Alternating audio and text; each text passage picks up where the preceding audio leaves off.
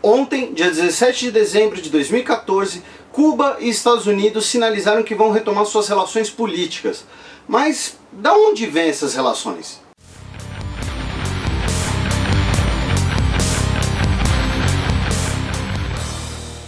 E aí pessoal, meu nome é Felipe Figueiredo, mais um vídeo de xadrez verbal aqui no YouTube.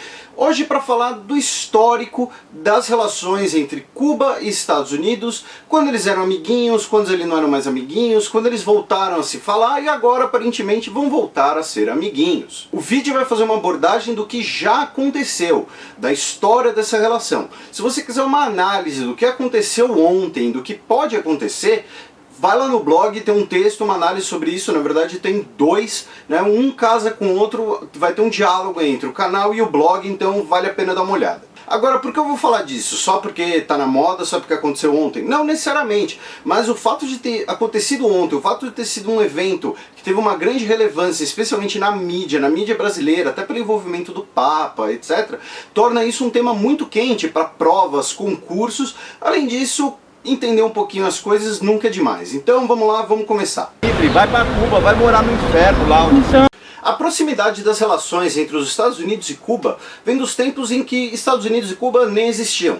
Eram apenas uma colônia britânica e uma colônia espanhola. Depois da independência americana, houve até tentativas de comprar Cuba da Espanha, ou então ao menos afastar Cuba do Império Espanhol. Por quê? Porque além dessa proximidade geográfica que leva a um intenso tráfico de comércio, Cuba tem uma posição geográfica, geopolítica muito importante. E isso é uma coisa que pouca gente percebe, especialmente aqui no Brasil, que fica aquele discursinho de vai pra Cuba, da Guerra Fria. Cuba é a maior ilha da região e ela domina tanto a entrada para o Mar do Caribe quanto para o Golfo do México. Ou seja, a importância de Cuba, a importância dos portos cubanos, a importância de Havana vem desde o século XVII, porque todo o comércio da região passa por ali. Em 1818, após as guerras napoleônicas, existe a abertura comercial de Cuba, mais ou menos como aconteceu no Brasil em 1808, com a vinda da família real portuguesa para cá. Com isso, Cuba se torna ainda mais interessante e o governo dos Estados Unidos, que recentemente tinha entrado em guerra com a Inglaterra em 1812, coloca Cuba como sua prioridade em aquisição. Eles queriam transformar Cuba em um estado americano dos Estados Unidos. Mas a Espanha não estava muito disposta a ceder, então os Estados Unidos foi colaborando um pouquinho para o movimento de independência cubano e em 1895 nós temos o início da Guerra de Independência Cubana, que ela vai durar 3 anos. E em 1898 ela acaba? Não. Ela se torna a Guerra Hispano-Americana.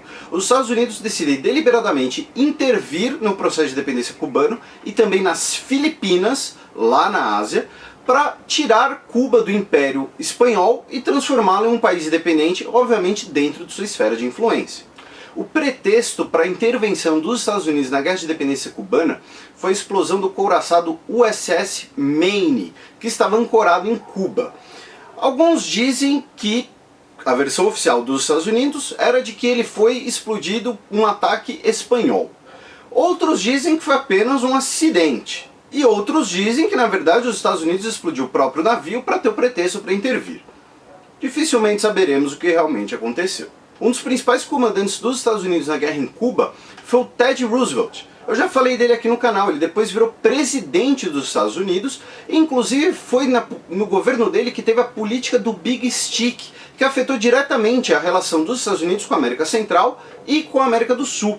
Inclusive, se vocês forem nos vídeos da doutrina Monroe e no vídeo sobre a política do Big Stick, eu falo um pouco dessa relação com Cuba e com o resto do Caribe, na qual os Estados Unidos fazia um projeto intervencionista para garantir os seus interesses. Depois da independência cubana, o Departamento de Estado dos Estados Unidos proibiu a anexação de Cuba aos Estados Unidos. Mas, de qualquer maneira, a relação entre os dois países ficou muito próxima entre 1900 e 1959. Os Estados Unidos era o maior parceiro comercial de Cuba, cerca de 80% da economia cubana girava em torno dos Estados Unidos, seja pela exportação de cana-de-açúcar, rum, tabaco, charutos, seja pela presença de empresas americanas em Cuba, explorando a produção de frutas, explorando a indústria do turismo, né? Você vê aquela coisa, grandes hotéis, grandes cassinos, e inclusive isso você pode ver no filme O Poderoso Chefão Parte 2.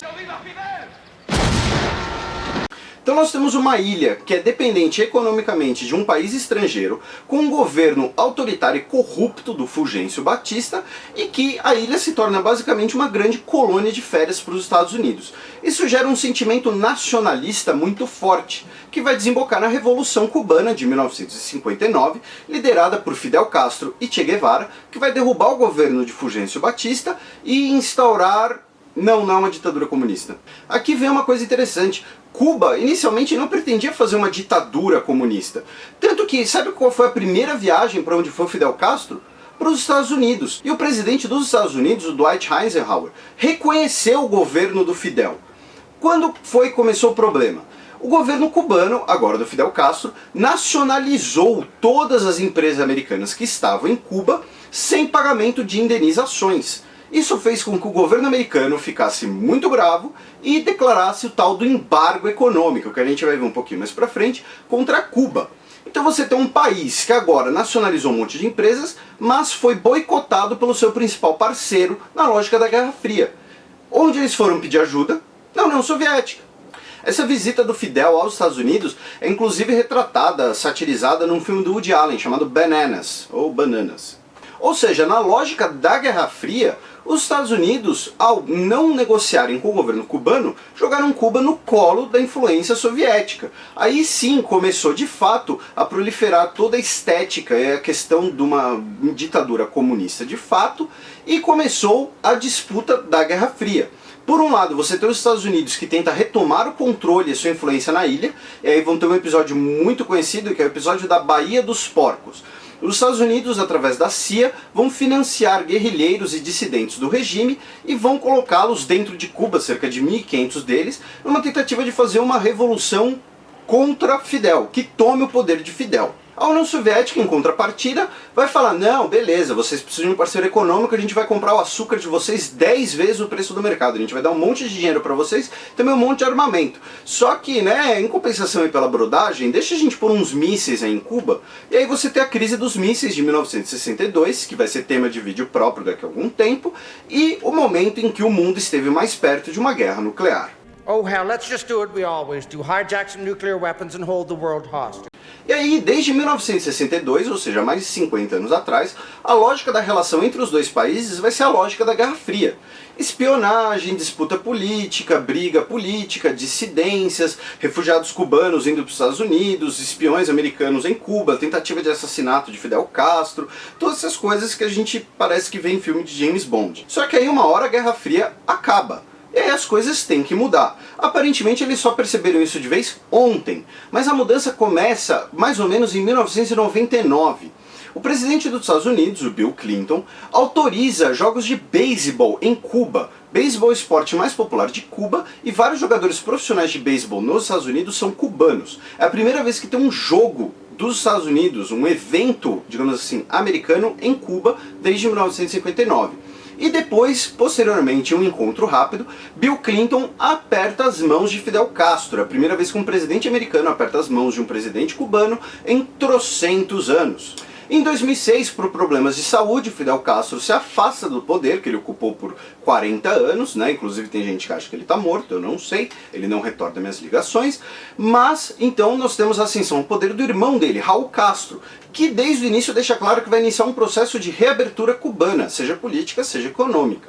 Todo esse processo está detalhado um pouquinho melhor no blog, tá? Mas o cúmulo desse processo é o quê? Reatar os laços com os Estados Unidos, que foi consumado, não consumado, mas sinalizado ontem. Ainda restam assuntos graves a serem discutidos. O principal dele é o embargo. O embargo, que é ilegítimo, já foi condenado 200 vezes pela Assembleia Geral da ONU, é mantido de forma unilateral pelos Estados Unidos, só que qual o problema? Os Estados Unidos colocaram esse embargo na lei, porque hoje existe um setor radical dos republicanos que é descendente de cubanos, os cubanos que foram para os Estados Unidos fugindo da Revolução ou então fugindo posteriormente da ditadura castrista. Então, para terminar esse embargo, tem todo um processo legislativo no Congresso, bababá. O fato é, 25 anos depois da queda do Muro de Berlim, perceberam que a lógica da Guerra Fria também não funciona para Cuba e para os Estados Unidos, porque Cuba está num processo de reabertura, espero que em breve torne-se uma democracia também, e os Estados Unidos, né, em bom português, tem mais o que fazer. Óbvio que essa foi uma recapitulação curtinha da história entre esses dois países, mas como eu disse, é um tema quente, e se vocês ficaram com alguma dúvida, podem perguntar aqui embaixo ou lá no blog, fiquem à vontade. Eu espero que vocês tenham gostado, espero que vocês tenham curtido, clica aí no joinha, compartilha o vídeo, mostra pra todo mundo, mostra pra família, assina o canal, isso é importante pra caramba, vocês podem assinar aqui nesse botão, aqui do lado vocês podem assistir os 2 vídeos anteriores, dar uma olhada, valeu, alguma crítica, sugestão, dúvida, pergunta, como eu disse, pode escrever aqui, valeu, até terça-feira.